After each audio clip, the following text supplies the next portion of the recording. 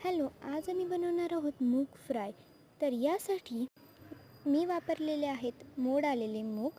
त्यानंतर त्याला एक स्वच्छ पाण्याने धुवून घेतलं आहे. कढईत 1 ते 1.5 चमचा तूप टाकून घेतलं आहे. तुपात लसूण टाकून घेतला आहे. लसूण तडतडल्यानंतर जिरं, मोहरी आणि हळद टाकलेली आहे. त्यानंतर धुवून घेतलेले मूग टाकलेत.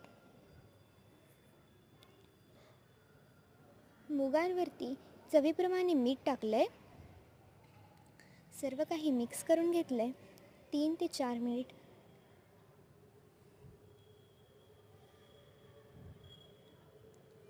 वरतून कोथिंबीर गार्निश केली आहे आणि रेडी आहे तुमचे मूग. प्लेटमध्ये सर्व करून घ्या. वरतून अजून थोडीशी कोथिंबीर गार्निश करा आणि एन्जॉय करा. आजचा व्हिडिओला आवडला असला तर लाईक, शेअर आणि सबस्क्राईब. बाय.